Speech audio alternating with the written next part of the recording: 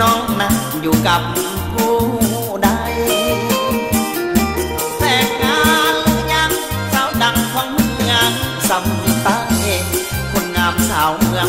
เวียงใสอายอยู่ไกลแต่ใจดวงหาน้องสาวงามเลยสาวสำเนือดินแดนหมากจองามเทียบสาวเวียงทองเลี้ยวมองรวดออกท้องนาสาวเมืองเสียงคอให้รออ่างคนนาอย่าเฝ้าแต่งงานเด้อลาเมืองแก่ฝันตาสาวซ้ำนี่สาวเมืองหัวเมืองอย่าเกลืองเด้อสาวคำลาสงกรานต์มือบุญเพื่อนหาสองเอามาเที่ยวตาดเสลอเดินท่องเที่ยวทำท่านผู้นำสุขใจแท้แดนผู้สู้มีลมพัดเสยสมคำเอ่ยแท้นอหัวพันยามาจากลาขอฝากมากจอมากพาย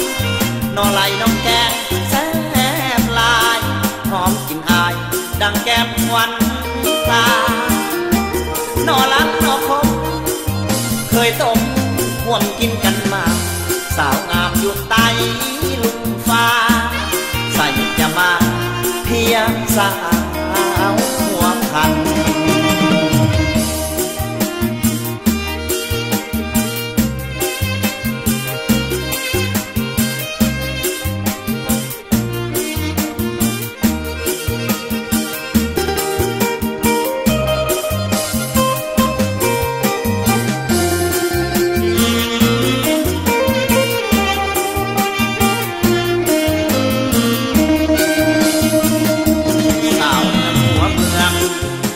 อย่าเกลืองเด้อสาวคำลาสงกรานต์มือบุญเพื่อนหาสองเอามาเที่ยวตาดเสลอเดินท่องเที่ยวทำท่านผู้นำสุขใจแท้แดนผู้สู้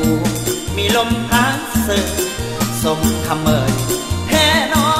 หัวพันอย่ามาจากลาขอฝากมากจอมากพายนอไหลน้องแกงแซ่บลายหอมกลิ่นอายดังแก้มวันตานอลังนอคมเคยต้มห่วมกินกันมา